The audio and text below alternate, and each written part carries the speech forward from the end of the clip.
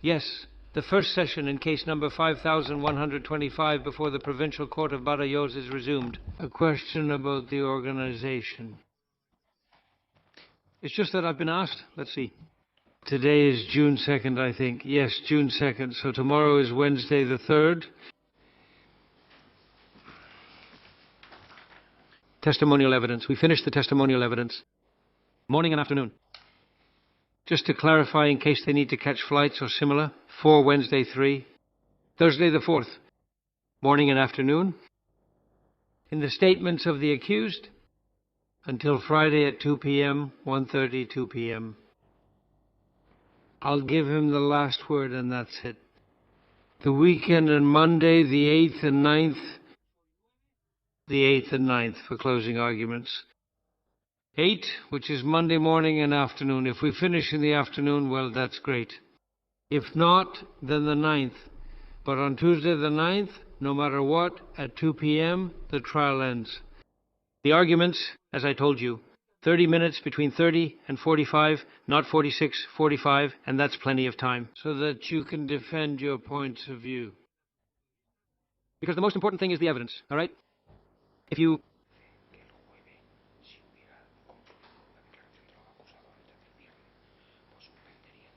Yes, lose a point. Counsel, let's see. Thursday, that's right. Thursday the 4th. Thursday the 4th. If we finished earlier, for whatever reason, the defendant's statements, well, that's where we finished, so we're done. And the trial would resume on Monday the 8th and 9th. Did I make myself clear now? I'm so bad at explaining these things. So basically, if we finish early on Thursday, then we wouldn't have to use Friday. And on Friday, we can use it to work or to balance family and work life. And the 8th and 9th would be for the closing arguments. With those precautions, half an hour to 45 minutes. Between 30 and 40 minutes, more or less. So that on Tuesday the 9th at 2 p.m. the bell rings.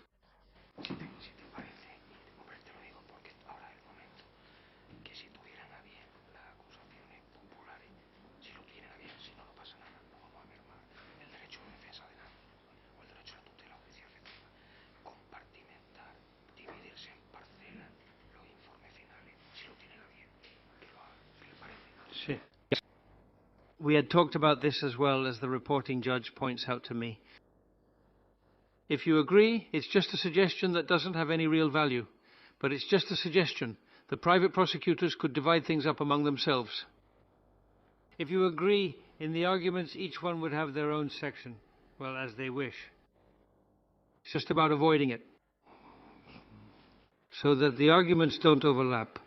But that's just a mere suggestion that has no legal value. Having said that, let's begin the witness testimony. And with your permission, Mr. President, that schedule is missing the documentary evidence and, if applicable... The documentary evidence. It would be, if there are modifications to the conclusions, to allow enough time for the defense to prepare. Is there any nuance in this case that's interesting? Yes, sir. Look, after the witness testimony, the documentary evidence logically, of course. And the process of moving to final conclusions, whether or not they need to be modified and so on. And once that's done, then they would have the right to the last word and the closing arguments.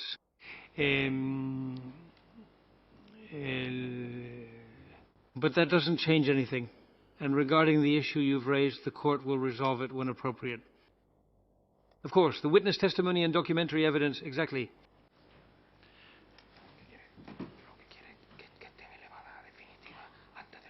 Before the weekend, both the defense and the prosecution's conclusions will be finalized before the weekend, so that on Monday we can already start with the closing arguments. All right. Any other questions? Thank you. The order in which the defendants will testify? I'll say it myself. All right. Yes, I'll say that myself. Let's begin with this afternoon's witness testimony. Mr. Francisco Flores Galván.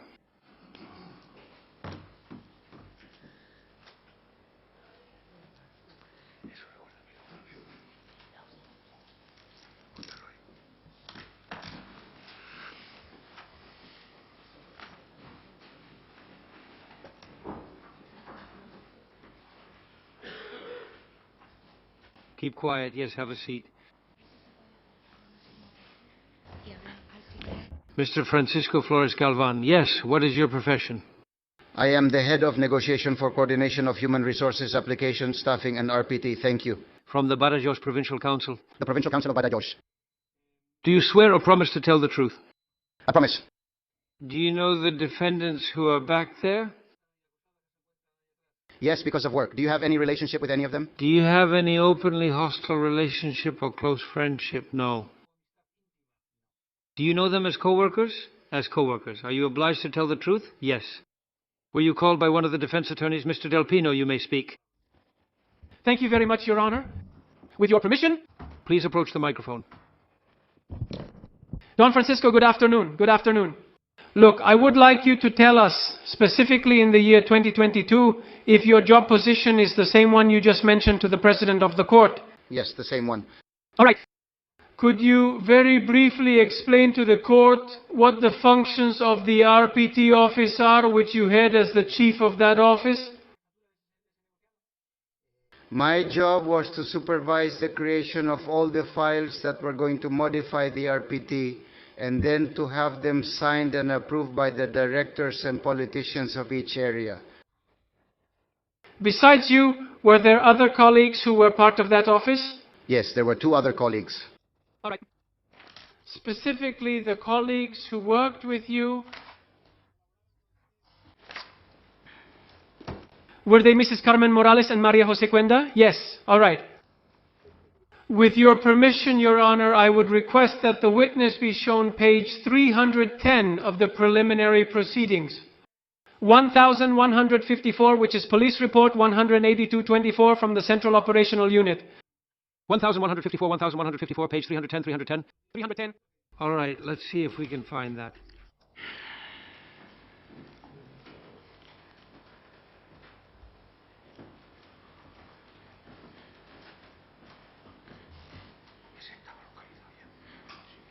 See. Yeah, it was located, right? Very well. Look, at the end of page 310. Wait. Wait a moment. It's there now, right?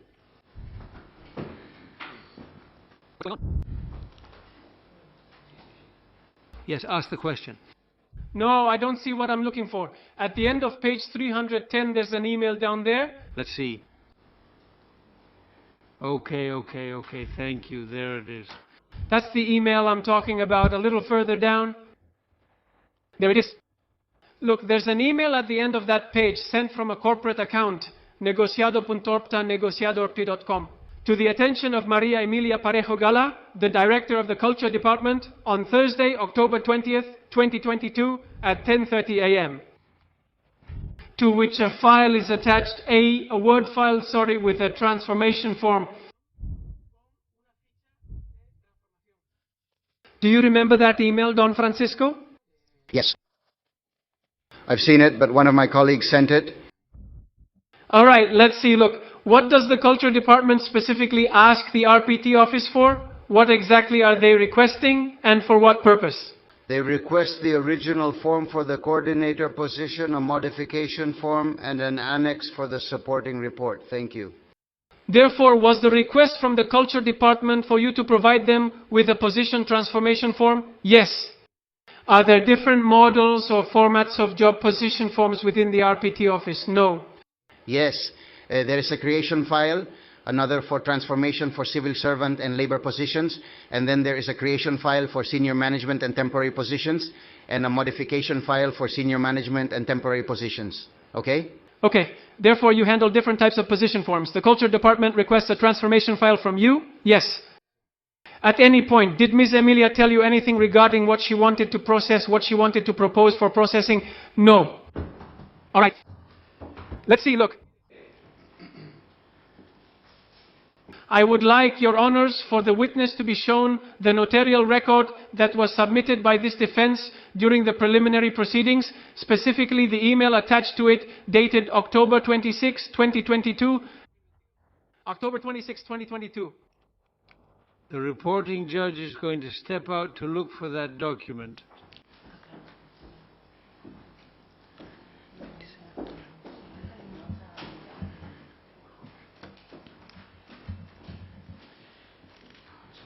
Can you repeat what that document is, counsel? Yes, Your Honor. It's an email that the witness sent to my client, which is included in that notarial record, attaching 2 drafts of a legal report. All right. Yes, yes, yes.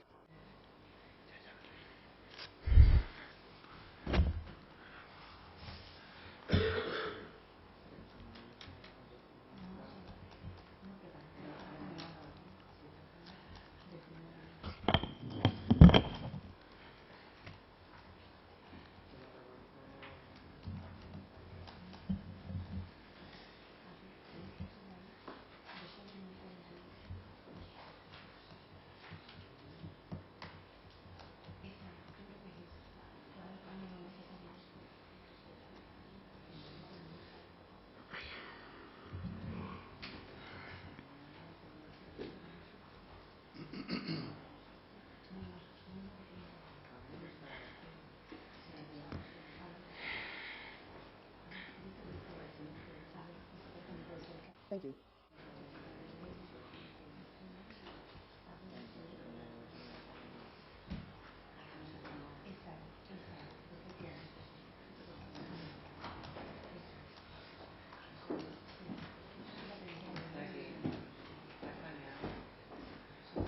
It's there. We have it there.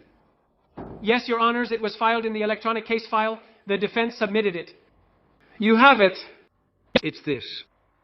Well, that's the court filing. It's the document that's attached.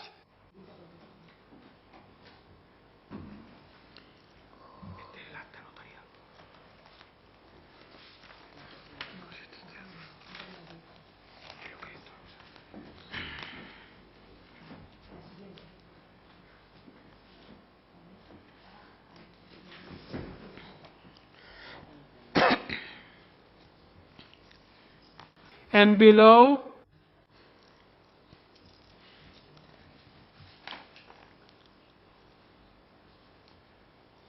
there, a little lower. No, a little lower. There. Look, the email being shown here is from October 26, 2022 at 9:15, and you sent it to Juana Cinta. They are attached to that. If you scroll down a bit, 2 legal reports for the 2023 RPT are attached to that email you sent to my client, which are also included in the record. Mr. Francisco, could you tell the Honorable Court if you were the one who prepared those 2 Word files attached to that email? No. Yes, it was me. Using a template we had from the 2022 RPT, I created 2 drafts. One with all the modifications that went from the 2023 RPT at the beginning, and another only with the summary we used at the end. Those legal reports that the Human Resources Department made for the RPT file, were they simply proposals included in the file, along with the applicable regulations? Yes. Therefore, did you simply have a template where the RPT changes for the year in question, and the applicable regulations were incorporated, which was, logically, the same regulations that were applied to the different procedures? Yes, that's the template Jose Luis Albaran used. All right. Did you receive any specific instructions from my client about what should be included in these legal reports, or did she just ask you to send her the draft that you had in the RPT office? I sent her both drafts so she could review them and tell me which one to use. Yes. The one with the changes at the beginning or the one with the changes at the end? Ms. Hannah, which one did you choose? If you remember. The changes, the ones that were at the beginning. All right. And besides, he removed, I think, 2 or 3 lines that I had left in from the 2022 RPT. All right. But in essence, it was practically identical to the one you had prepared with that draft. Look, in that report, there's an asterisk regarding the position of Conservatory Activities Coordinator, which, at the suggestion of the Culture Department, was changed to Head of the Performing Arts Office. There's a reference to an article from a 2003 regulation. Mr. Francisco, I have a question about that regulation. Was that regulation the instruction you were following? Let's call it that, the instruction about the procedure to follow, about the different steps that you had in the office to process these files year after year? Yes, it was the one that was always used and has continued to be used. All right. Look, now I would like to ask you, because in the file that finally goes to the full council and is approved, 3 modification forms for 3 professional senior management positions are included, which do not contain any functions. And I would like you, Mr. Francisco, to tell us, was there a model or a template for the form within the RPT office? Was it different from another modification format that didn't include functions? Yes, that's the one we used. Specifically, that model without functions, different from the one that did include functions, is the one that was used for the head positions of the Performing Arts Office, the Office of Processes and Public Policy Evaluation, and the Tourism Promotion Office, positions that belong to 3 different areas of the Badajoz Provincial Council. Yes.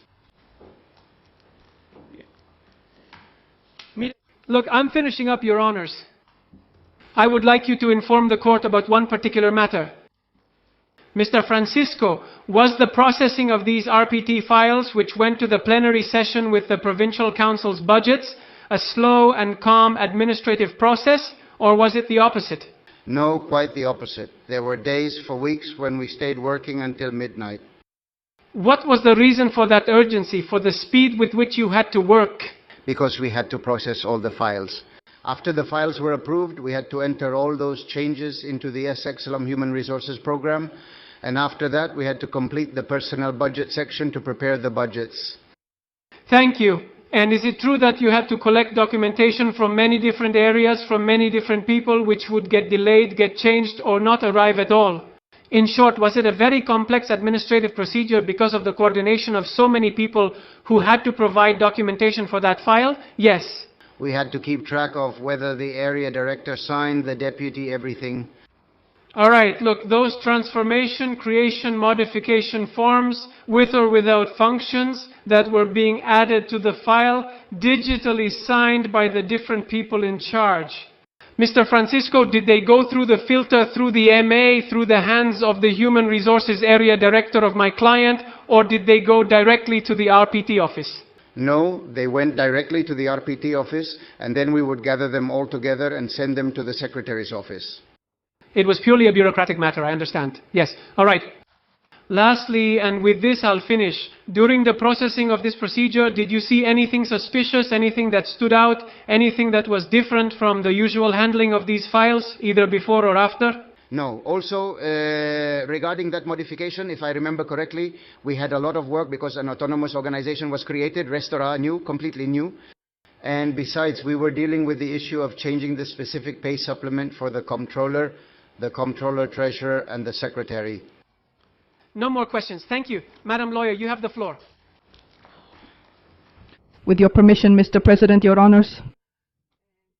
I didn't quite understand this urgency you mentioned, saying that you had to work even until midnight. It wasn't clear to me.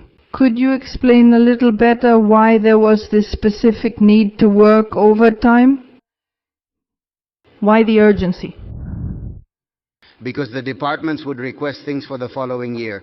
We started that in October, and it was for the year 23. So we would process all the paperwork and had to upload it to our computer system. Apply the increase we thought would happen for the following year, the increase in funds, and we had to do it. Then next, chapter 1, which is the budget to manage everything together. And while the files weren't done, we couldn't prepare budget chapter 1. But aren't we talking about the change in nomenclature in this case? The RPT was all done together. It wasn't just a change to that position record. There were more modifications in other areas and the creation of positions. But what are we talking about? Here, for several days, witnesses have testified saying that it was simply a change in the name of the position, that the functions were the same, everything was the same. No. You're referring to the witness who also had other files. That's not it, right? Yes, yes. Okay, so my question is, in the specific case of the Performing Arts Office position regarding the change in title, I also understand that there was this urgent need. No. That was very, very simple because it was just a name change. There was no change. The salary didn't go up or down. So this urgency that forced you to work overtime wasn't related to the office position? No, it was the RPT file. No, Oficina de todo el Artes. expediente de la RPT. Thank you. Ma'am. Counsel. Yes, with your permission. I actually have a follow-up question. If you were in such a hurry, was it really necessary to change the nomenclature while you were pressed for time with Chapter 1 of the Provincial Council's budget? There was another file from a different area also about position changes. They all came together? And another thing, let's see if you know it. If it turns out that only the nomenclature was changed and there was no impact on the budget allocation at all, why did you wait to change it when it was necessary for the budget process? Why wasn't it changed in May? Why wasn't it changed in February? No, because it has to go in the RPT, and it was in the 2023 RPT, and it goes together with everything from the Culture Department. All right, thank you very much. All right, Counsel. With Your Honour's permission, it's just a simple clarifying question. That heavy workload that kept you working until 12 or so, was it because of the time of year, and does it happen every year? Or Were they? specific circumstances that year? No, every year. In the last RPT of the year, in the biggest RPT, when the budgets for the following year are prepared, and when there is the most work. See. With the court's permission, no questions will be asked. Counsel. With your permission, Your Honor, one question. You mentioned that there are some forms for modification or transformation. Since you've been working there, have those forms existed or did they come later? They've existed due to certain procedures, right? Yes, they're the ones that are normally used. I began working in 2019, and those forms were already in place. No further questions, Your Honor. Yes, with the court's permission. Good afternoon. Just one question. In the files that have been shown there, specifically in the file called Transformation Record, Position Culture, Office Chief Performing Arts, EDT Point, which is in the same event. 1154 Police Report, 182/24 Annex F3, and page 282. On that record, in the job performance conditions, there are letters, and specifically the letter I appears, indicating outside work restrictions. However, that I later disappears. Can you explain to us why that I disappears? Because we received a justification to remove the I from the 3 top management positions. Who sent that justification, and what did that justification say? That justification was included in the records both from the Culture Department, the Economics Department, and the... Department. But who sent that justification? From the Presidency Department. Who? I got it. First and last name. Julian Exposito. Julian? And didn't it seem strange to you that they simply changed the name of a position by removing the exclusivity requirement, which meant the position was no longer exclusive? Didn't it seem strange to you? No, we were dedicated to processing the file. Exactly. We didn't get involved. No further questions, thank you. Very well. Counsel. With the court's permission, Your Honor. Let's get back to the templates. There were several templates available to use. Who decided which models were used? The one that includes the functions or the one that doesn't? Which one gets taken to the full council? There was a template for civil servants and labor staff, and that one did include functions for the transformation. The template for senior executive posts and political appointees did not include functions. So how is it possible for the board to know what transformation is being proposed if there is no definition of functions? It's assumed that the functions are the same, that they don't change. Never in any case of transformation of a job position are the functions modified. In that case, it was the first time we had made a change to a senior executive post. We had never had a modification involving a senior executive post before. Well, in this case of the Office of Performing Arts, there was indeed a modification of functions, right? Because even those that weren't included before were added. No, for us, we uploaded the files that are in the record, and they didn't include functions because in theory, the functions weren't going to change. Also, a supporting report was included. All right, and I ask you, in that supporting report, were the functions increased compared to what Mr. Sánchez had before? That's correct, right? Did he gain new performing arts functions he didn't have before? As far as I know, no functions were added. You don't know this. I don't know. They told us to upload the forms, so we did since the functions stayed the same. Who said the functions weren't changing? It was from the President's office that they told us to use the form. Mr. Esposito once again? Yes. He was the one who told you which form you had to use. Yes. You in Human Resources didn't check with Mrs. Cinta? No, because for us it was normal for the presidency not to tell us things. Is it normal for the presidency to interfere in Human Resources activities then? No, well, it was in this case, there were 3 positions from 3 different senior management areas. And so, well, it was the presidency. It wasn't the different areas that told us which form to use. Thank you very much. There are no further questions? The prosecutor has the floor. Counsel, thank you. Good afternoon. None. You, with your permission. Your Honor, yes, but it's in the form of a follow-up question and very brief, as is my custom. Sir, let's address the matter of urgency. Is the urgency related to the principle that the budget is annual? That is, with the obligation that local entities in general have to process the budget in the last third of the year, precisely with a view to it coming into effect on January 1st of the following year? Yes. All right. My colleague interrupted you when you were referring to other staff from other areas regarding whom the incompatibility I marker was also removed. Could you please complete the question? Besides this staff from the Department of Culture, were there other areas with affected positions where the I was also removed? Yes. Economics and IT and tourism, I'm not going to ask you about the technical reason because Mr. Julian Esposito already explained it the other day. Along with the report, I mean the form, the transformation one. My colleague asked you if you weren't told what exactly were you being asked for. But in the email that was shown to you, the very first one, you say, here I'm sending you what you asked me for, the transformation form. So I conclude then that you were asked for a transformation form? Yes. Well, the email that appeared there on the screen, my colleague sent that. And what I'm sent at first is a transformation form for a labor official. Okay.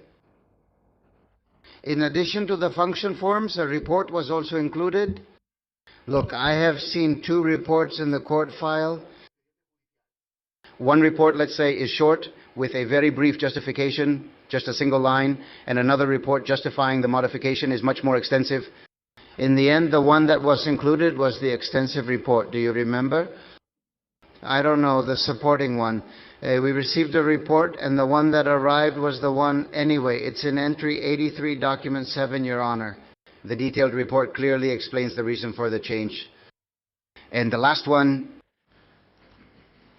interference, the President's office. Mr. Esposito recently said that, like Human Resources, the President's office is cross-functional. A cross-functional area of the Council whose responsibilities include coordinating all departments. So is this interference or a legitimate intervention by the President's office? The President's office typically intervened since these were high-level management roles from 3 separate departments. Nothing further, Your Honor. Thank you very much. Very well. No questions, Your Honor.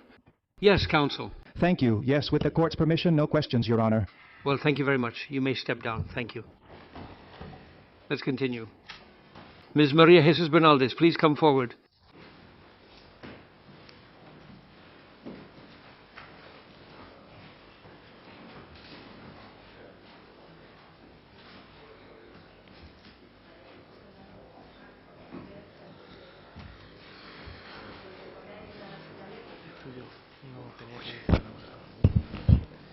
Your Honor, yes, and with your permission, I wanted to mention something regarding tomorrow's schedule, because the people appearing were called at my request.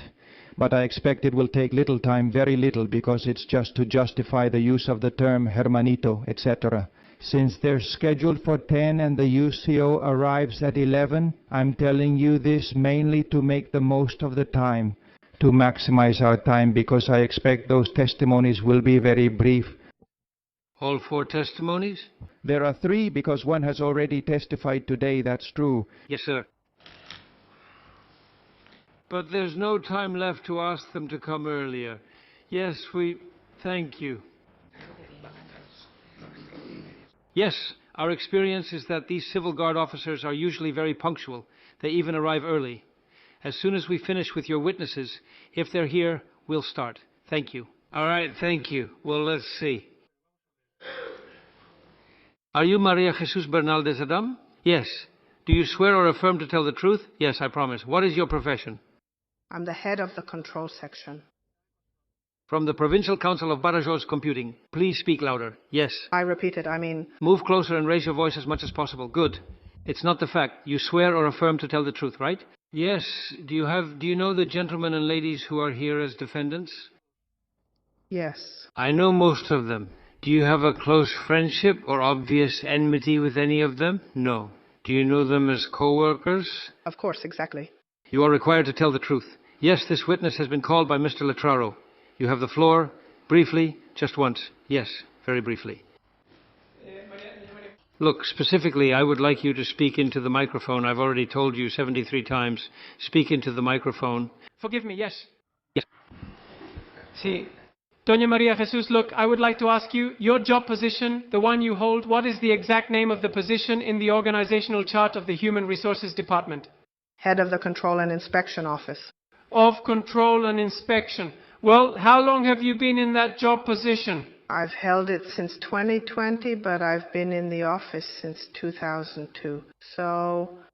In that same office since 2002, the head position since 2020, yes. Always doing the same thing, yes. Could you explain to the court what your job consists of? Well, we manage, let's say, the control of work hours and the processing and approval of leave requests. All right, look, I'd like to ask you something that's already come up several times in this hearing, but just so you can confirm it, since you're the official who is specifically in charge of that. The professional managerial staff of the Provincial Council of Badajoz is subject to working time monitoring by the department that you head.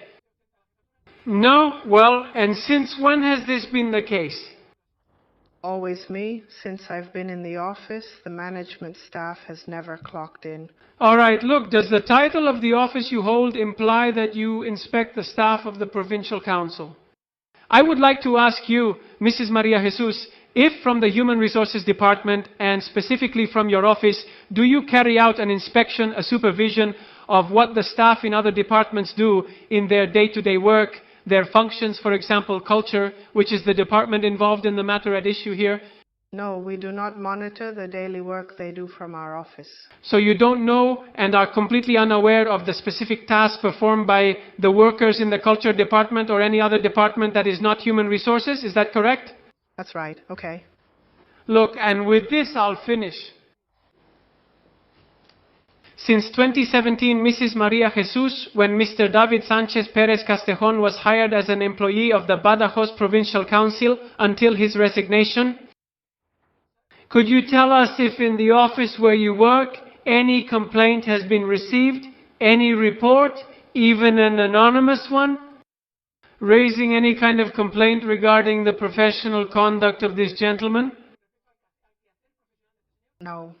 Never. No further questions? Your Honor, Madam Counsel. With the court's permission. Hey, can you tell me, please, good afternoon, can you tell me, please, if your duties include, let's say, overseeing or inspecting what your employees do? Well, no, we only monitor the staff who clock in, but we don't control the work that each person does. And those so-called activity reports, do you monitor activity reports? No. We only monitor the clock-ins to check for absenteeism, but nothing else. All right. All right, no more questions. With the court's permission, I'll continue. Yes, with your permission. And does remote work fall under your department? Well... Now, recently, it's been a year since we started managing remote work. And before, who managed it anyway before? Before, the inspection technician handled it. But, well, yes, the inspection technician was the one who managed it before, but not us directly, no. And leaves of absence and time off requests as well? Time off requests and leaves of absence? No, time off requests.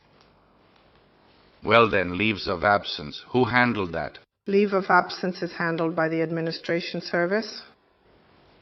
All right, there are no more questions. Very well, counsel. I have no questions, Your Honor. Your colleague? No questions, Your Honor. No questions, Your Honor. No questions. The last one, no questions. Entered, it's Petrado. The prosecutor? No questions, Your Honor. None? Your Honor, will anyone ask you questions? With your permission, Your Honor, I won't ask questions, but I need to correct a mistake I made earlier in identifying the reference document. That long amendment, that lengthy report I was referring to, is not in 87.3 document 7, where there is only the transformation record, but in 1590, Your Honor, 1590. There you will find the complete amendment file. The ratification is acknowledged. Mr. Montaño, with your permission, no questions, Your Honor. Counselor, with your permission, no questions, Your Honor. Thank you very much.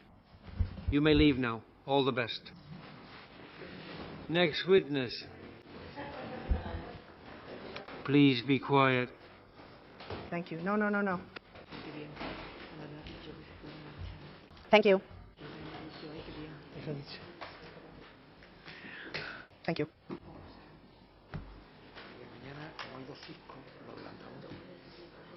Perfect, yes. Yes. Well then. Thank you. All right, please, silence. Take a seat, thank you. Mr. Salvador, since earlier you asked me to make the most of tomorrow's time or something like that, yes. My assistant just informed me that there are 2 civil guards who will testify by video conference. So we'll move them up as soon as we finish with your witnesses. All right, please tell me your name. Inmaculada López Bueno? Inmaculada López Bueno. Do you swear or promise to tell the truth? I promise. What is your profession? I am a career civil servant and head of the Office for Mayors at the Provincial Council of Badajoz. Very well. Inmaculada, please speak a bit louder, yes. I'll try. Yes, could you repeat it because my colleague didn't quite catch it?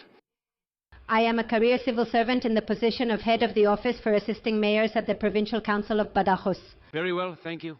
Let's see, do you know the people who are accused in this case? They are higher-ranking colleagues. Do you have a close friendship or a clear enmity with any of them? No, they are work colleagues. Okay. You proposed him as a witness, counsel? You have the floor. With the permission of the Honorable Court. Ms. Inmaculada, good afternoon. Good afternoon. Look, I would like to ask you exactly what position you held in October 2022. Head of the Office for Mayors in the President's Office. All right. You were an R assigned to the President's Office of the Provincial Council. At that time, yes. All right. Since November 2019. All right. Look, I would like to ask you if you remember that on October 25, 2022, you drafted a justification for the RPT for the year 2023. It wasn't the drafting of a justification. It was normal for me to collaborate with the Human Resources Department. Even though I had been in the President's office since November 2019, I joined the Provincial Council in the Human Resources Department in 2002. I have been in Human Resources for almost 20 years, so my collaboration with Human Resources has been ongoing. Also, different people have worked there, and I have offered them my help with administrative operations. So it was normal for them to ask me to collaborate with them? It wasn't really a justification. I was just giving them an argument that could possibly serve as a justification, but it was completely unrelated to the entire administrative process that was taking place at that time. Correct. Look, could the witness be shown the notarized record, the email that appears at the beginning of the notarized record so that you can confirm it? No. Of course. Yes, we have it here. Yes, it's on paper, yes. Yes, yes. It's the document we saw there earlier. Yes, I'll find it for you if you want. Yes, yes. Can't you, before showing it to him, say what you're going to ask him? Yes, simply if she actually remembers the email that appears in that notarized record which she sends to Mr. Julian Exposito Talavera, Director of the Presidency Department. Yes. You are aware that the collaboration you provided referred to, as indicated in that text, in that email you sent to Mr. Julian. Exposito, to the Director of the Presidency Department, was referring to 3 senior management positions for professional executive staff under a labor contract in 3 different areas. Is that correct? It's a text that offers the possibility of an argument, right? But about 3 positions: the head of processes and public policy evaluations, tourism promotion, and performing arts. Look, at some point my client got in touch with you to inquire about this topic to show a special interest in this matter. Or was this a technical issue that the director of the Presidency Department explained to us yesterday, which was related to there being an extra component, a performance condition in 3 senior management staff positions? Taking into account the time that has passed, and as I was saying, the administrative collaboration I have provided has been ongoing since 2019 and continues. I don't remember who asked me for that. In fact, in that committee, in that plenary session, there wasn't just that modification, there were many others, and I probably collaborated on many other modifications as well. It was just an administrative collaboration, and I can't remember who. Who? One more question, Your Honor. Thanks. All right. Counsel. No questions. Just one. You can't remember who asked you about the incompatibility. I can't remember who asked me for what. It's just that there isn't only one change.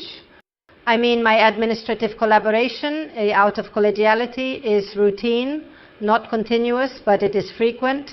So I can't remember because it's not just one change. That's why you don't remember who asked. But do you know who began the initiative to change the nomenclature? That's what I'm referring to when I talk about that text I wrote, where it comes from, because I wrote it, but I can't confirm who asked me to do it. Thank you. Okay, thank you very much. Yes. No questions, Your Honor? No questions, Your Honors? There are no questions, Your Honor. No questions. With your permission, Your Honors, Mr. President. Let's see, one question. The issue of administrative collaboration that you mentioned, I don't understand this. Can you explain to me what administrative collaboration consists of? Yes, I have been in human resources for 20 years, maybe a little less, and I have the necessary knowledge to be able to help.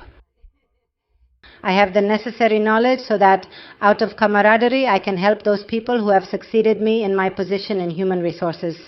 So it's things like, I don't know how to do this, or what do you think I could put here? That's why that email only provides possible wording for the justification for the change in the position's conditions, and specifically the incompatibility restriction. And I provide a version that talks first about the general rule, about the law and the royal decree, and then I suggest a possible exclusion based on the requirements of the position. In fact, the email is terribly written. I mean, it's missing letters, it's missing everything because it was written in a hurry since I have my own duties and responsibilities. So my collaboration is nothing more than helping those people who need it at a given moment, and because of my 20 years of experience, helping them carry out their work and their duties. Yes. So, is it camaraderie with someone from the Human Resources Department? Sorry, I haven't finished. Or with someone from the President's office? Because I also want to ask you, when you leave, I suppose your position would be filled by someone, right? Someone competent. And you, when they ask you this, I had already been out of the Human Resources Department for several years, so I still don't really understand the camaraderie. Towards whom? Towards your replacement in Human Resources, or towards someone from the Presidency? 2 things. It's for the person who has to do the work. And of course, I am not a superior, so I always report all the work I do to my superiors. I still do exactly the same thing now. I always send my emails from the Office of Assistance to the Mayor's office and the Mayor to my superiors. And at that time, I did exactly the same thing. And in this specific case, who did you provide the help to? Obviously to Human Resources. You don't know which person? No. I also didn't know that this had later been included in the administrative files that were brought to the full council. I wrote that without knowing what the overall logic was in that whole 2023 full council process for the 2023 RPT, and I didn't know that this had been brought to the plenary. Did Mr. Esposito know that you were doing that work? Yes, always. That's why I always copy my superiors. Currently, I do exactly the same. I always copy my superiors. Did you know that the Culture Department had proposed that this change be made by creating a new position and not by transforming one? Well, I'll say it again. My text is not included in a descriptive file or a report. It's in the body of an email. It's just a possible draft of the supporting report that would go to that plenary session. But I don't know, besides it was for 3 office head positions, not 1, 3. All right, and finally, did the text you wrote refer exclusively to the incompatibility, or was there any additional justification? In my email, I explained the general rule of the legal framework on incompatibility, the royal decree, and then I note an exception and remind them of the obligation to process and authorize the incompatibility. That's all the email says, nothing else. Do you have legal training? No, none. Thank you very much. No further questions. Very well. Thank you. Sanetrado? Sanetrado? Sanetrado? None. Sanetrado? With your permission, Your Honor. Just one question, so come on, no one is going to penalize you for being a good colleague and still having that influence, that connection with human resources. Can I understand then that since you don't have a law degree and at that time you also had a hierarchically superior boss, Mr. Julian Exposito, from the Presidency Department? Do you rely on the legal judgment of your boss from the Presidency Department regarding the removal of the incompatibility marker, the I? As an employee of lower hierarchical levels, I always forward to my superiors any matter that I have to communicate, except for the conversations necessary to carry out a task they've assigned me or an exchange of emails. But the final communication, I always send it to my superiors, always. I still do exactly the same now. In this specific case yesterday, correct me if I'm wrong, but your boss, Julian Exposito, said that the Presidency Department is once again a cross-cutting department, and that he was involved in these files, specifically on the removal of the incompatibility marker, the I, because they affected 3 areas, not just culture. Exactly. Is that so? Yes. Yes, in fact, the email mentions 3 department head positions. And he also explained to us at length from a legal standpoint why. Therefore, do you defer to your boss's judgment? Yes. He is the legal expert. Nothing further, Your Honors. Thank you. With the court's permission, no questions. With the court's permission, no questions. Thank you, Your Honors. You may go now. All the best. We'll continue.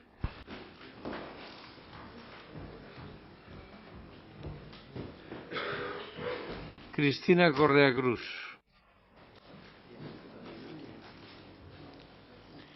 We have to see in 1590... Luria, we need to put the digital event here in 1590. Nuria? Yes, yes. There is a specific sheet, yes. Now I give you the floor. No, no, no.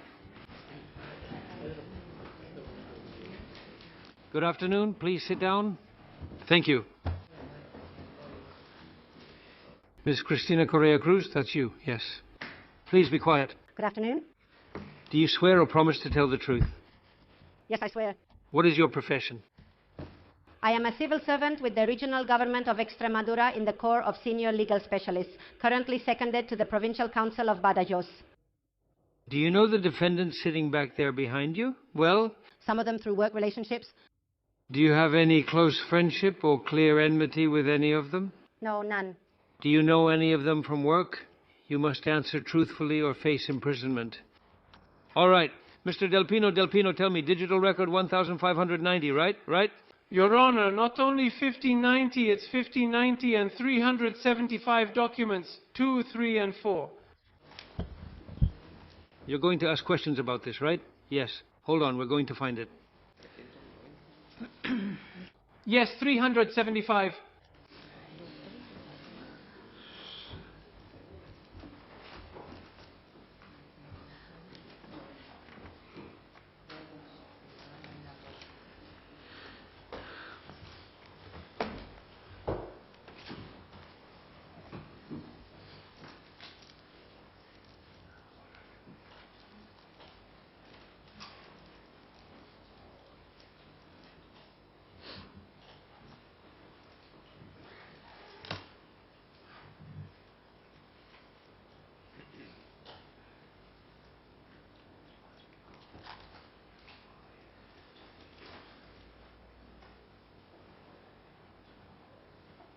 Thank you. That's it. That's the event 1590, correct? Let's see, one moment. Is that the one, counsel? That's 1590, right? Yes, it is. All right, now the questions. You have to scroll down.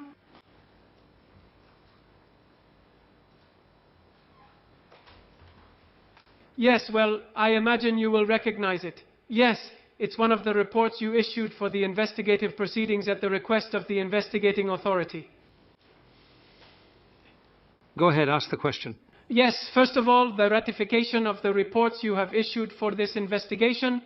I believe it's part of the request made by investigating court number 3. Let's see, one moment, let's go in order. First, Cristina, please speak louder. Okay, agreed, please. Can you go in order? Yes. Yes. Don't ask questions and all that now, because otherwise this examination becomes a mess. They started by presenting Event 1590. There are several other reports from the expert witness that can be found in Event 375. Let's start with this one first. All right. Let's see. Look, Miss Cristina, you have a law degree. Yes. And you hold a career legal position as a career civil servant. Yes. You said you worked at the regional government of Extremadura and now at the provincial council, right? Yes, that's correct. Let's see. Look, the investigating body in this procedure asked the provincial council to issue several reports about the procedure for modifying the job position, from coordinator of conservatory activities to head of the performing arts office, and also regarding several issues related to the job performance of Mr. David Sánchez. Yes, correct? Yes, that's correct. All right, look, well, first I asked you if you confirm the reports you have issued for the investigative procedure. Yes, I confirm it. Let's see, look, did you formally analyze the 2023 RPT administrative file in which the modification of this job position was carried out for the issuance of these reports? The modification of the job title, right? Correct. The 2023 RPT, yes. All right. Look, formally in its official configuration, does the file comply with all the administrative procedures required for this type of process? Yes, it doesn't have any flaws. From a procedural point of view, all the steps were completed, correct? Yes, that's correct. Well, look, it has become evident throughout the trial and during the investigative phase. A circumstance related to the specific modification form for this position in the file, specifically that it did not include the position's duties. Yes. All right, could you tell us, Cristina, if this is a procedural anomaly, if that record follows a standardized model of the provincial council, and what happens with the functions of that position that is modified in this way? It's a standardized model. I believe I remember that in addition only the name of the position was changed and a valuation factor, which was the incompatibility restriction. The form was quite clear. I think it shows the current configuration and the new configuration. And it is shown on a single page that the modification only applies, as I said, to the name and to that assessment factor concerning the incompatibility restriction. Yes, you asked me if it's common or not. On some occasions, since it's a standardized model, some areas reproduce the entire modification form, including the functions, and in this case, they only chose to include what was being modified. If that affects the functions, the file suggests they remain unchanged. There's no mention of the functions being altered. And besides, if we're talking about senior management staff, there's a contract that applies. It was signed in this case by Mr. Sánchez.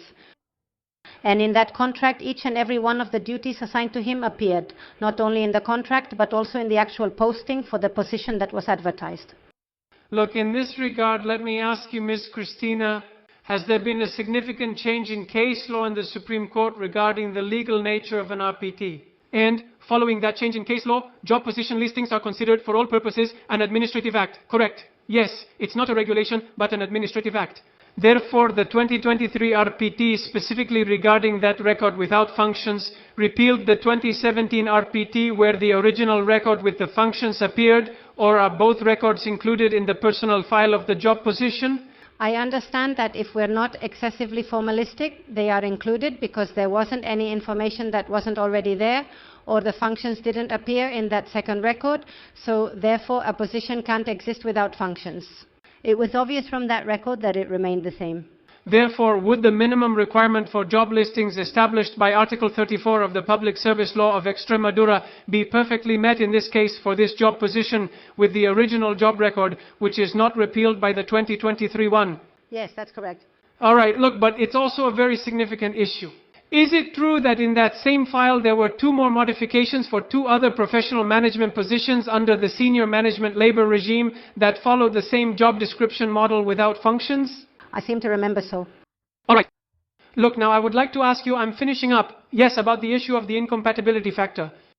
Yes, all right. Look, the fact that this incompatibility factor is a condition for performing that job position, do you consider this a decision against Le Guin something that doesn't have at least a minimally reasonable legal explanation reasonable? Is this due to a technical issue that you can explain to us regarding when the incompatibility has to appear on a record? The incompatibility factor is set up in different ways for civil servants and for senior management staff. If we are talking about civil servants, the administration can reject the compatibility of a private activity.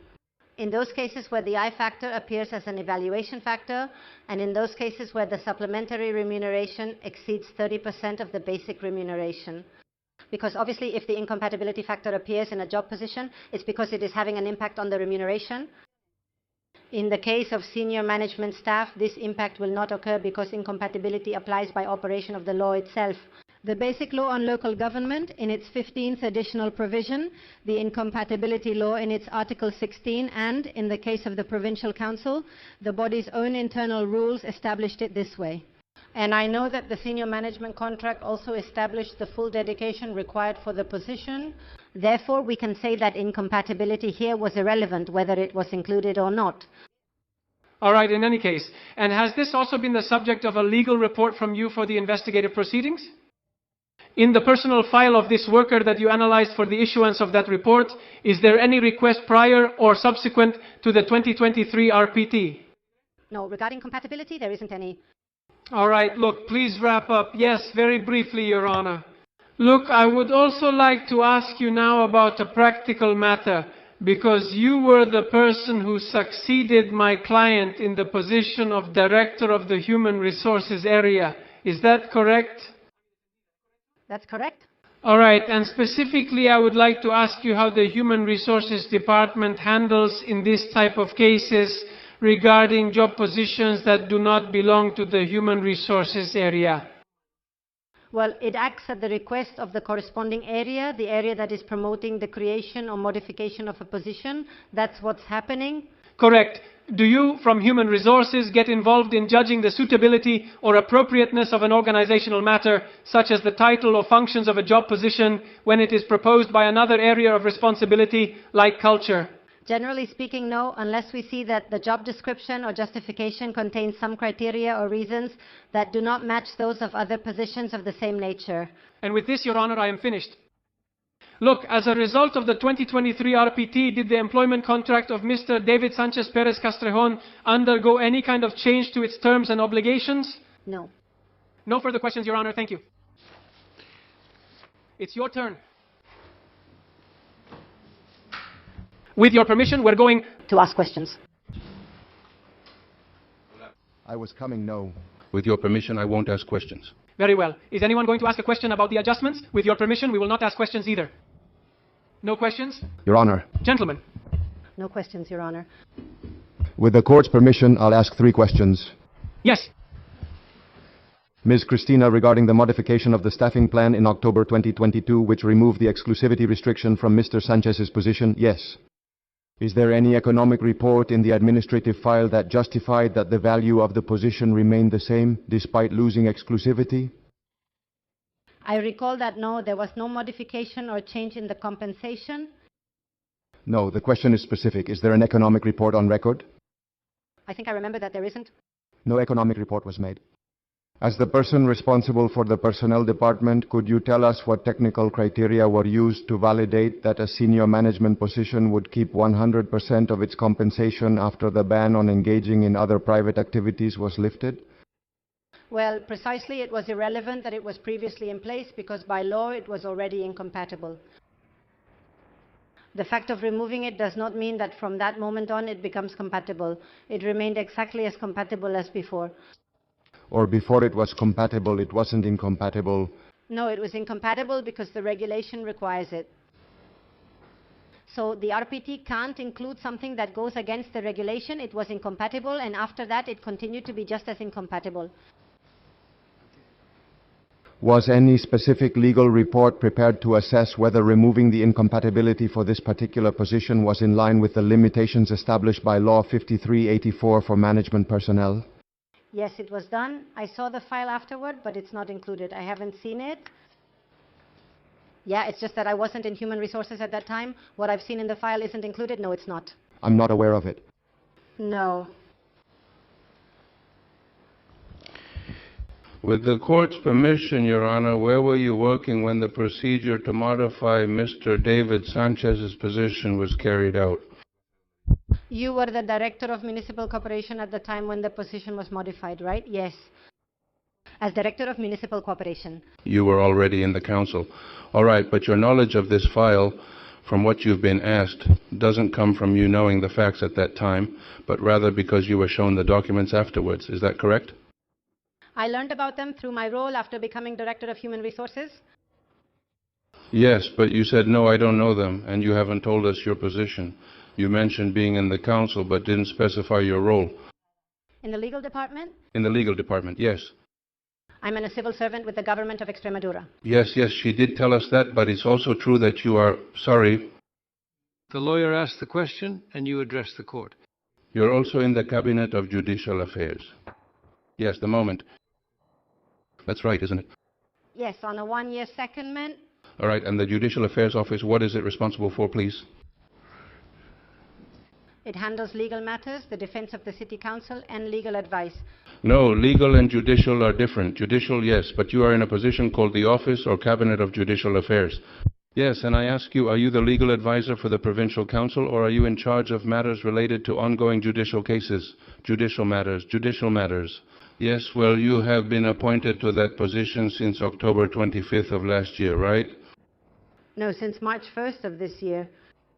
This year? 2021.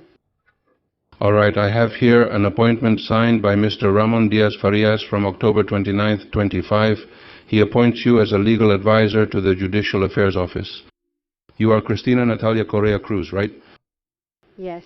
Well, there is an appointment here from October 29, 25. But anyway, regardless of the date, have you been working as a defense attorney all this time? Excuse me? Wait, yes. Give me a moment. Christina, clarify that now. Finish the question so we can keep some order. Yes. The matters that have been assigned to you since you joined the council in this new position, do they concern this case? I didn't understand the question. Yes. The work you have done in the council since you were hired or appointed, is it related to this procedure, to the defense? Not at all. No. On the evaluation committee that decided you would be part of that new position, Mr. Francisco Mendoza was present. Yes. You were going to clarify something earlier, weren't you? Yes. I take office as legal counsel for the Provincial Council on March 1, 2026. On the date he refers to, I was the Director of Human Resources, a position from which I was dismissed in November 2025. So that information isn't correct? Yes, I'm telling the truth. Yes. Easily employable? All right, so you don't know the facts firsthand. You only know them because you've read some case files. That's right. That's how it is. Have you made any additional reports for this case? No, only what was requested by the investigating court. You've only made reports when the investigating court requested them. You haven't prepared any report for either party? None. All right, no further questions. Thank you very much. Very well. Any questions on this side? No. With your permission, Mr. President. I just wanted to ask the witness one question. In relation to one of the questions asked by the second-to-last lawyer for the popular prosecution regarding whether an economic report was necessary in the case at hand, which you are familiar with. Apparently, the fact that there is no change in the salary received by the civil servant is what justifies the absence of this report, right? That's correct. Thank you. Your Honor? Any questions over here? Yes. Thank you, Your Honor. Let's see, Ms. Cristina, just to make things more or less clear, all the reports that were issued during the investigation phase of this proceeding were issued in your capacity as the director of the department. Speak up, sir. Yes, sorry. All the reports that Ms. Cristina issued during the investigation phase of the procedure were issued as the director of the Human Resources Department, which was the position she held at that time. Yes. And at the investigating judge's request, yes. Have you issued any report on the case after you stopped being director of Human Resources? No. The presence of Mr. Francisco Mendoza, the one mentioned by the colleague from the prosecution, on the committee in charge of evaluating the proposals and requests for temporary assignments, what was the reason for that? Due to his role as coordinator of the Judicial Affairs Office. All right, no further questions. Thank you. All right, no more questions, correct? None. 2 and sparkling, Your Honor, only 2. 1. You remember the explanatory report, Ms. Cristina, that was attached to the change of nomenclature, right? The extensive explanatory report. Yes. To conclude and put the final nail in the coffin of that matter. Is the origin and legal nature of that administrative movement one of creation, or is it a modification and natural evolution of the position? A modification. Good.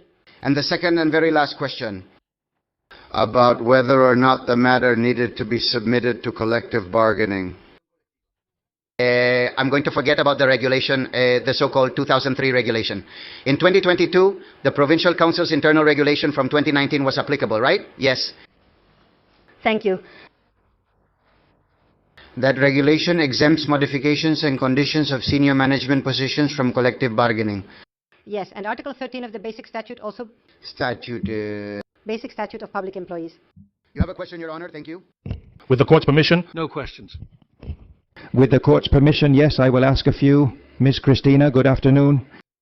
I do ask you not to look at me because you'll get a stiff neck. Please look at the court because that's who you need to answer. Do you know Mr. Luis Carrero Perez? No. You don't know him at all? No? I've seen him in person. One day I got interested when I saw him walk by, and I said to myself, or rather than being interested, someone told me that's Luis Carrero. I didn't really know who he was, honestly. I've never heard anything about him. And now I see him, maybe I still don't know who he is. I saw him a day ago. Well, let's see. Were you the one who signed the request for authorization for the appointment on secondment to the Directorate General for the Civil Service of the Regional Government of Extremadura for Mr. Luis Carrero Perez? Most likely, in my position as the director of the department, I probably signed it myself. Yes. In that request for authorization, did you consider Mr. Luis suitable for the position he had been appointed to?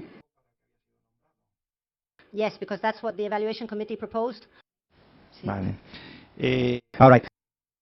All right. So you say that you never met Mr. Carrero, not even when you joined the Provincial Council. No, honestly, I haven't.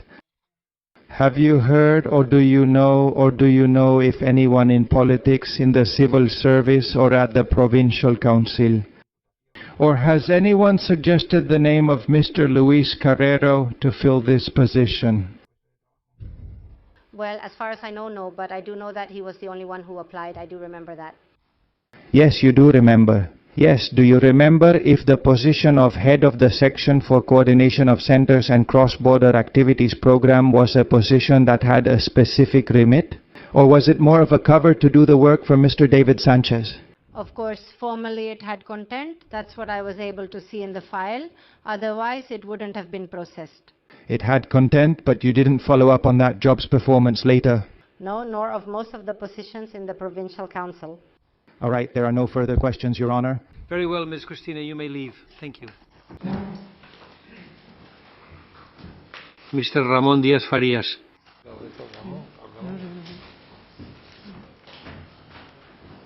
Oh, man.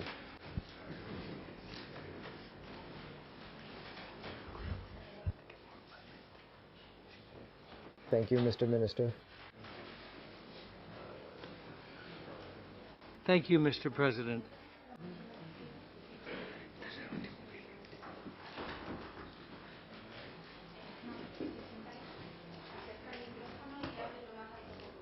Very well, good afternoon. Mr. Ramón Díaz Farias. Yes. What is your profession? Profession. I am a veterinarian. Do you swear or affirm to tell the truth? Yes. I promise. Where do you currently work? Well, I am self-employed with authorization to combine that with serving as Vice President of the Badajoz Provincial Council as recognized by the full Council. And I am the third Vice President of the Badajoz Provincial Council, the Deputy responsible for the Human Resources Department, currently a public employee and Mayor of Villanueva del Fresno. Very well. Mr. Diaz, do you know the people who are accused in this case? No. Personally, almost all of them. Do you have a close friendship or clear enmity with any of them? No. Well, some of them are members of my party. They are your party members and co-workers. And some are members of... You are required to tell the truth under penalty of jail, okay? Very well. You have been proposed by counsel. You have the floor. With Your Honor's permission. Mr. Ramón, the lawyer will ask questions, but you don't need to say okay. Okay. You don't answer here to the court. Excuse me. Don Ramón, do you know Don Luis Carrero Perez? Well, to tell you the truth, I don't know him personally. We swore him in at the time, and in person just barely 2 months ago they told me, this is Luis Carrero, but if I see him on the street, I wouldn't recognize him. So, you didn't know who he was until 2 months ago? Let me clarify. I don't recognize him by sight. All right. Let's see. You agreed to initiate the proceedings for the position of head of the section for coordination of centers and cross-border activity programs. Is that correct? Yes, exactly. We agreed to initiate it at the request of the managing body. That is the managing body, in this case the Department of Culture, the Provincial Council, the Department of Culture, requests the creation of the position of head of the section for coordination of centers and cross-border activity programs. A position that was not included in the Provincial Council's job classification list. And as a result of the recently signed organizational structure decree, after all the deputies are sworn in and the President decides to create a new structure in the Provincial Council, the Department of Culture in September urges Human Resources. The creation of this section, head position for coordinating centers and cross-border activities programs in September 2023. All right. You also signed or approved the decree of November 22, 2023, which approved the guidelines for filling the position. Is that correct? Yes, it was created, it was signed. Sorry, I have some notes because I've had to review the file. The law allows you to consult notes. Okay. Thank you. Yes, I signed that decree. Okay, and do you therefore know the contents of that decree? I know the contents and I have it here with me. All right. The requirements established for the applicant for that position were broad. They were aimed at a specific profile. How would you define it? Well, it was, according to the justification in the report for the creation of this section chief position, it was about coordinating all the centers that are attached to the Culture Department of the Badajoz Provincial Council. And moreover, at that time, the Badajoz Provincial Council was involved through its European Projects Office in securing numerous European funds, many of which are related to cultural activities. And so, what was stated in those requirements, one of them was knowledge. The most unusual requirement was knowledge of an official language of the European Union, that is English, French, or another official EU language. That was the most specific, but knowledge of any official EU language was enough. If you want, I can read it to you. It's just that I don't know it by heart. Sorry that I don't have it among the requirements for the applicants. Here it says proficiency in English, advanced level proficiency in English, or at least one of the officially recognized languages in the European Union, which is what I mentioned to you earlier. Computer application and the required information, well, it's necessary to be a civil servant. All right. In that decree, you mentioned the job functions, which were 13 general ones and 12 specific ones for that position. From memory, I now have them in front of me. I'm not sure if they're in the file, but I can tell you if you want. Anyway, they're here. Execution of work order guidelines. Not sure if that's necessary. No, it's not necessary. What I would like to ask you is this a job position with specific tasks to carry out? Or is it just a cover that was created in the Provincial Council to do Mr. David Sanchez's work in the Office of Performing Arts? Not at all. This has nothing to do with the Office of Performing Arts. This is a position that is more related to the coordination of centers within the Provincial Council itself, as has been explained. That is, the Provincial Council of Badajoz in the Culture Department has centers like the Library Service, the Conservatories, the Museum of Fine Arts, I can't remember, the Center for Extremadurian Studies. And then there was that other part I mentioned at the beginning, which was considered to be of great interest for the Culture Department. That's why the creation of this position is being urged, because it's necessary to avoid duplication. Meanwhile, regarding the work to secure cross-border funding, European funds, many of which are related to cross-border activities. Why was it planned as a temporary assignment? Well, because in principle, when I act as a deputy, I believe this is sufficiently justified. Through the RPT Commission, which is the one that decides on its creation, and according to what it says in the request that is sent to us from the managing body, once the position is created in the RPT, due to urgency, how is it? The word is urgent. Urgent and urgent need to fill it. I don't quite remember the word.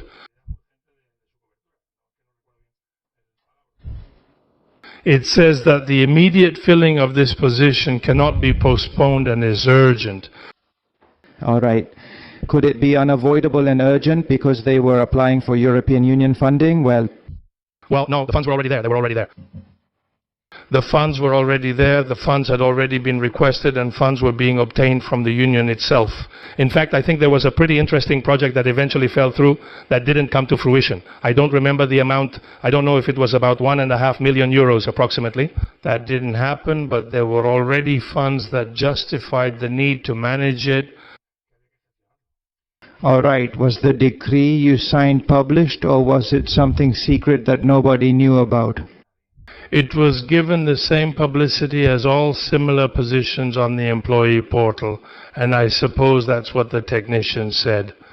Is it published on the Provincial Council portal?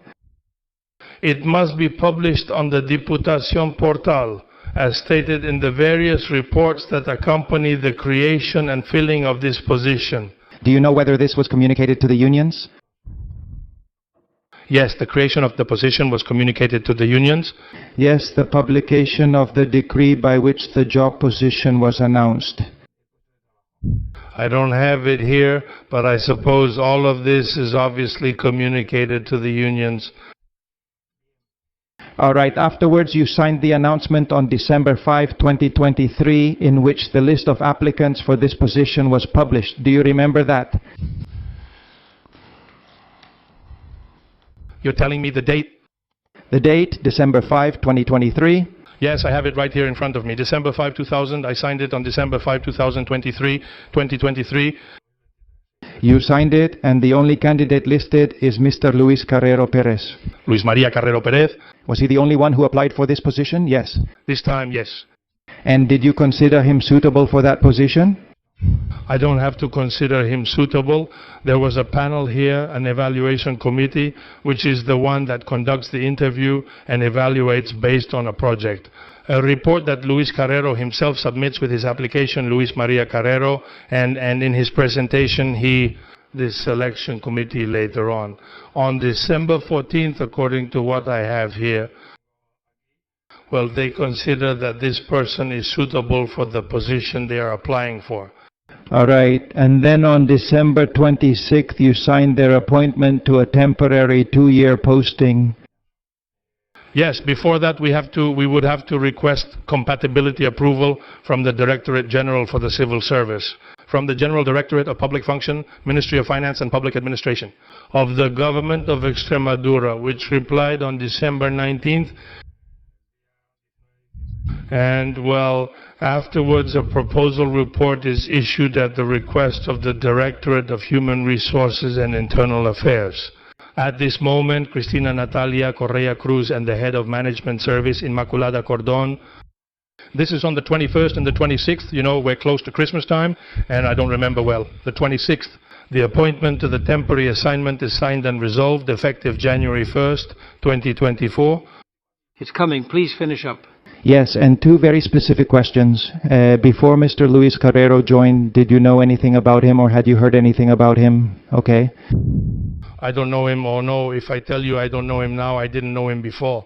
All right. Did you hear any rumor or any comment within the council or from any political party or from anyone saying that this position was for a connected appointee named Luis Carrero Perez, a friend of Mr. David Sanchez?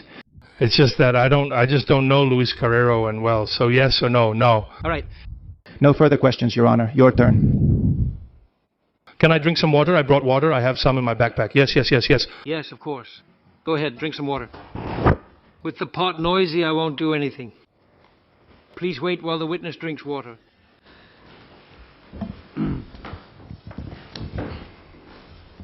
Yes. All right, we have time. No. Of course, counsel. Yes, with your permission.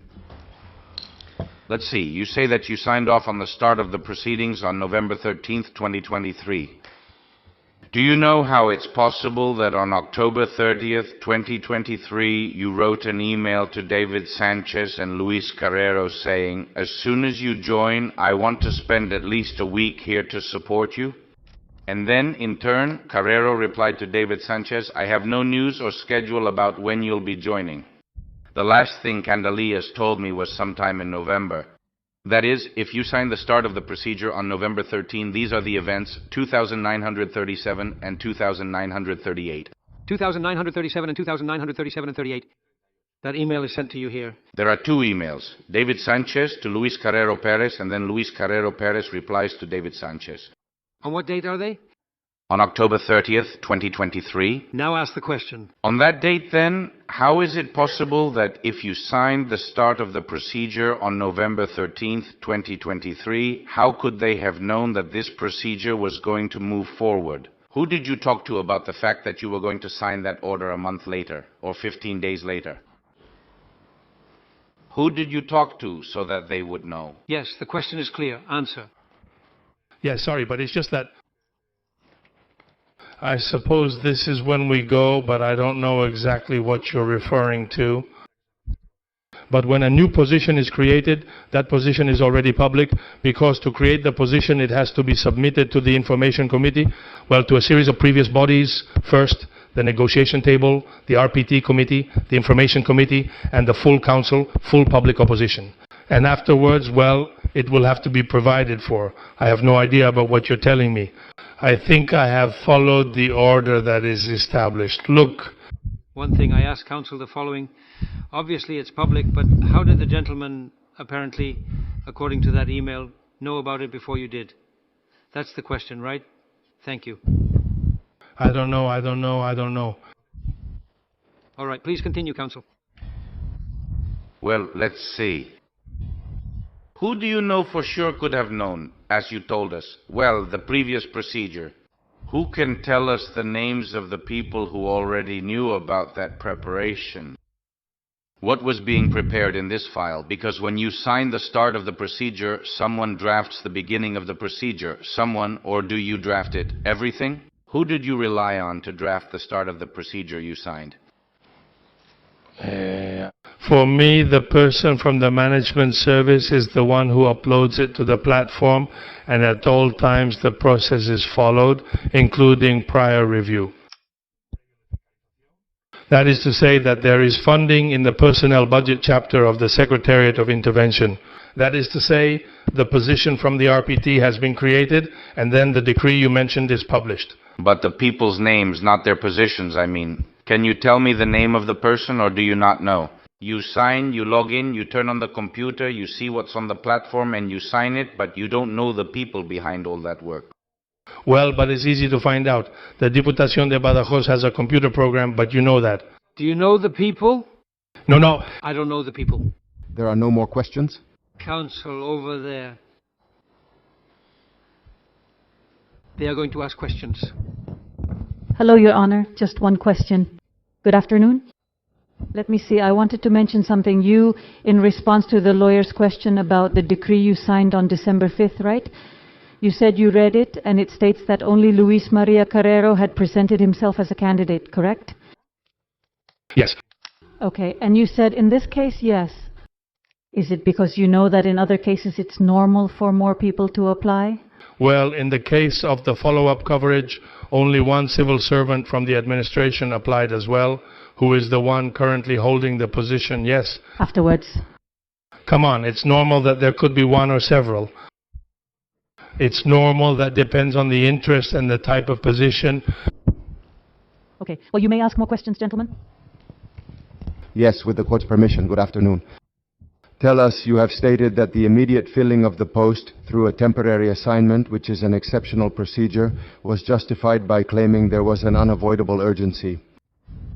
It was understood this was due to the ongoing acquisition of European funds. If that need was so critical and urgent that it couldn't wait for the ordinary selection process, could you explain why the process to fill the position was started, when the modification of the RPT that created that position hadn't even been approved by the full council yet? No, I don't understand the question. No, I'm not a specialist in the matter, no. Repeat the question, no, and I won't be able to answer because I don't know. Let's see. Wait a moment, say it again. Yes, you told us that this position was created through an urgent temporary assignment and therefore that it was exceptional, especially because there was an ongoing process to obtain a series of European funds. Okay. The question is for you to explain why you started the process to fill this position when the modification of this position, when the amendment to the RPT that created that position hadn't even been approved by the full council. Can you answer? Yes, the full council approves it in September. It is approved in the September full council meeting. And the process to fill the position begins on October 16th. Was it approved at the full council meeting? Approved at the September full council meeting. The Provincial Council of Badajoz holds a full council meeting on the last Friday each month, except August. Except if there is some kind of issue. And what is it that... What was approved? Do you have the papers? The modification of the RPT was approved. Approved. But was anything approved regarding this specific position? Regarding this one and others, a lot. So does that mean it was possible that in the email David Sanchez's colleague told us about, he already knew this position was going to be created? Well, in that position you have the head of department, a management technician, the head of the section for administration of cultural and sports activities, the head of the library provision section, the head of cultural youth and sports activities. The name of the service is changed to Central Service of Culture, Sports and Youth, and the head of section for coordination of centers, programs and cross-border activities is created. Cross-border activities, this was created only for culture, only in the culture department. It is created in the plenary session, all right? Only, you also told us that the European funds ultimately were not obtained. Well, I tell you that I don't know. The European funds do come. And the Badajoz Provincial Council is also an example of how to manage them. But there was a project there that I understand, I'm not the one, it was about 1.5 million or something like that, which I can explain to you another time. That was pending, but anyway. But that was the one that made it urgent. No. The urgency was because the Provincial Council manages all funds, including European funds, related to culture and cross-border activities. No further questions, thank you. Very well, Counsel. No questions, Mr. President. For this one, in case he is the prosecutor. Just one clarification. You are aware that the creation of that job position was approved on September 29th, 2023, certified as such by Pedro Aerobalas on October 5th? That's right. That's when the plenary session approved this and the other positions you mentioned earlier, and you have knowledge, as you just said, that the proposal to fill the position for managing cross-border activity centers through a temporary assignment was on October 16th, 2023. That's what's stated in my documents. Thank you for your response to the proceedings. One question, with your permission, Mr. President. Good afternoon. Let's see. The second to last lawyer for the popular prosecution asked you about the denial of that financial aid you mentioned. Even if that request fails, are you aware of the difficulty, the level of difficulty, the amount of documentation required, the application process, or on the contrary, is it something simple, something that can be done quickly? Well, the Badajoz Provincial Council has a very strong technical setup to secure European funds for different activities. The Move-In plan, in which we have been an example, electric mobility in the province, the water treatment plan for wastewater treatment. There are different plans that we have been managing that are being managed, fire prevention plans, fire suppression plans, there are cultural plans, there are cultural exchange plans with our neighboring country, with Portugal. In short, we participate in numerous plans that are developed, and the Provincial Council advances the funds until the management is finally completed with a settlement to the provincial institution. Excuse me, I must not have explained myself well when asking the question. I'm referring to the application process, to what has to do with preparing the application before the relevant European or national organization. No, not how it's later developed or how those funds are managed, but rather what it takes to submit the paperwork to the registry so that the grant can be awarded. Is this something simple nowadays, or is it subject to many criteria? I ask because my colleague's question seems to suggest that the complicated part is the execution of the grant, not the application. President, look, this isn't like renewing your ID.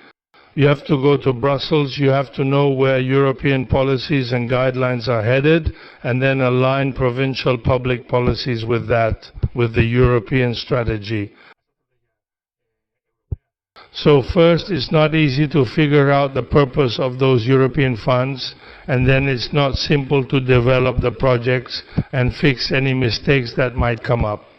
Because the provincial councils of Badajoz and Cáceres, along with the Extremadura Federation of Municipalities and Provinces and the former Junta of Extremadura, we have an office in Brussels dedicated solely to this type of action. Sir, all right, that's clear? The last one, Your Honor. Do you understand that the cross-border nature of these grants, the international nature of these grants, complicates the application process for them? Sir, obviously it's a complex process. It's not simple. Sir, thank you, Your Honor. Sir, all right. Sir, I have a brief question. Sir, with your permission, Your Honor, quick questions, as is my custom. First, regarding the email that was read to you, I'm going to read it to you in full, and I will ask you if you are aware of it, because they asked you if you were aware but only read it partially. And the email says, I have no news or timetable about the start date.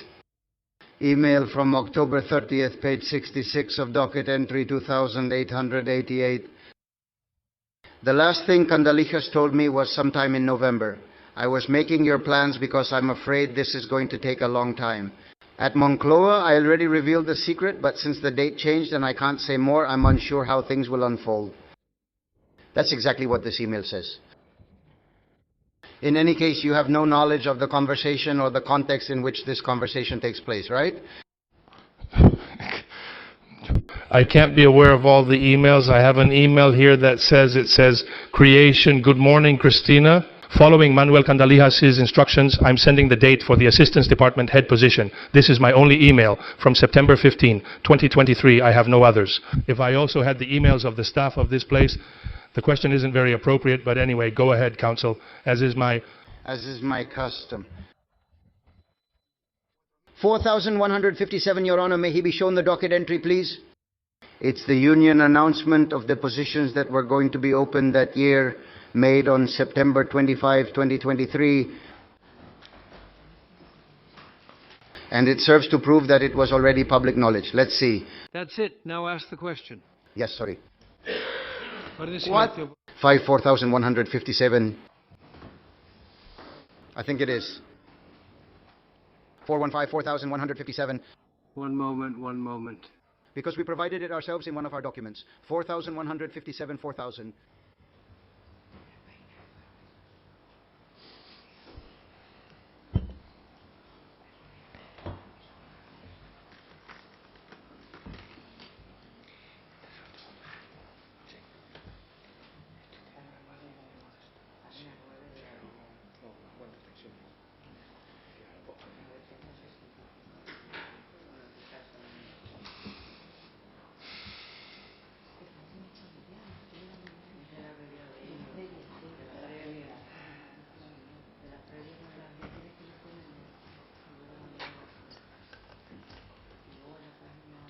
Thank you. Thank you. Thank you.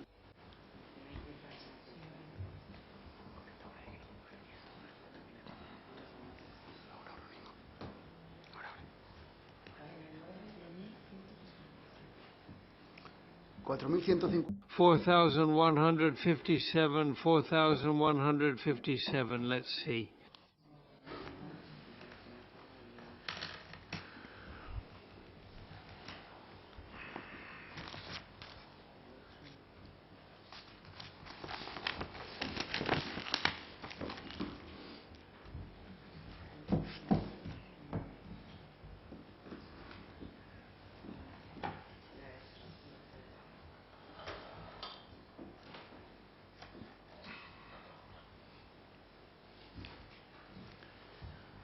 That's not that one. 157, 157.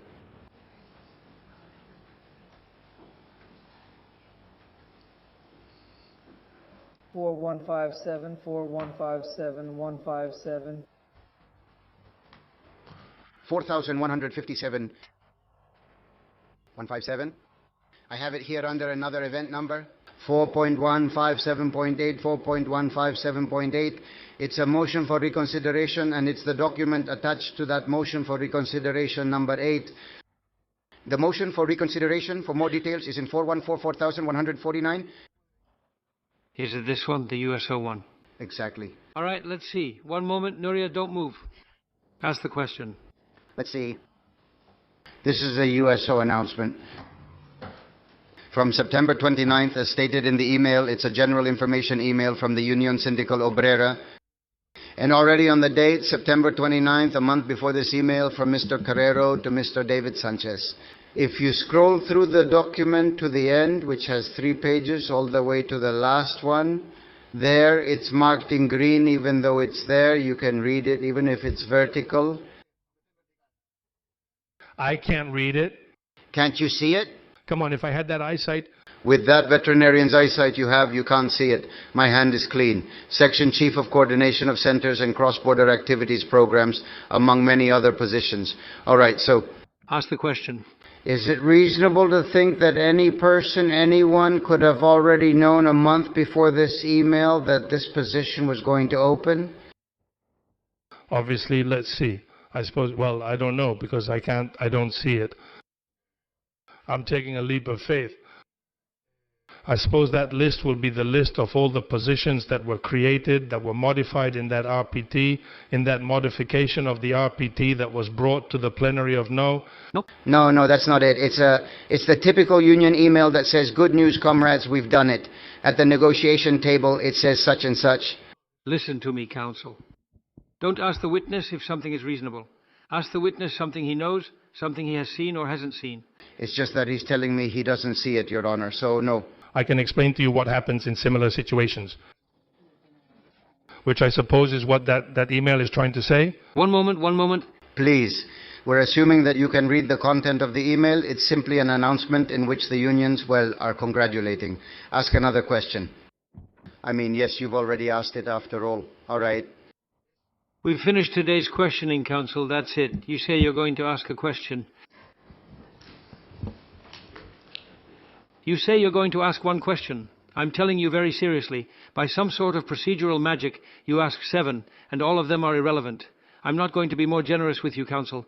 No, I do not grant you the right to reply. Session adjourned. See you tomorrow. Your Honor, Colabenia, this is the attorney who wants to ask a question. Silence, please. With the court's permission, excuse me, look, regarding the role of the deputies in charge of each area. Regarding the transfer to human resources. Regarding the needs of the area's own technical director, what is the role of the area delegate? I'm not sure what you mean. Let's check. All authority comes from the presidency of the institution, the mayor's office, the provincial council, or whoever is responsible.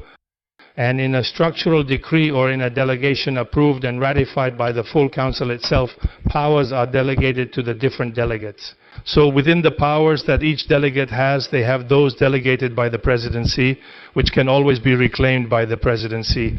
To reclaim them, it's described what are their powers. I'm not sure in what sense you... And to make the question simpler, let's see, in the creation of Mr. Carrero's position, which you also signed, that initiative came from the Culture Department, right? In the culture department, the person who knows the needs of their own area of the new structure just created in 2023. I have been a deputy since July 1st, 2023. Okay? The question is as follows. And in after that organizational decree. And once summer starts, the needs of the different areas are decided or described, which come from the political will of the deputy in charge of the area, plus the technical input that comes from the area directorate. Correct. Who is the one that supervises technically and sometimes also ensures that everything is correct when it comes to running and managing the area? Correct. Who, for example, prepares the report to create the position? Technical management? Normally, I understand that whoever prepares it does so under the supervision of the area directorate. I suppose that the approval, when someone gives their approval, it's because they have also read the report itself. But I was going to say, the deputy in charge gives an approval, right? Yes, I can tell you because I think I must have it around here, but I think in the end the authority comes from both of them. In the same document, the area director requests it along with the approval of the deputy in charge. Correct. Look, let's see. In the report you reviewed on Mr. Carrero's position, was it a solid report for what was being done? I can't assess that since I wasn't on the evaluation committee. That's for others. Please wrap up. Counsel. Yes. Look, you answered the questions from a lawyer for the popular prosecution that the funds were already there. My question is the following. Did you know about the Postec Porta Iberica project? No, I think that might be the one. Is it the one with the 1.5 million euros? No, it's actually 3.2 million euros. Were you aware of that project? Yes, but 3,200,000 euros is the project's total. The provincial council managed about 1.5 million. I'm just not sure if that's correct since I'm going off memory. Was that project, which was also going to make use of Mr. Carrero's position, part of the funds you said were already there? Yes. Well, if you'll excuse me, I understand that when it's mentioned, it's justified by saying there are European funds.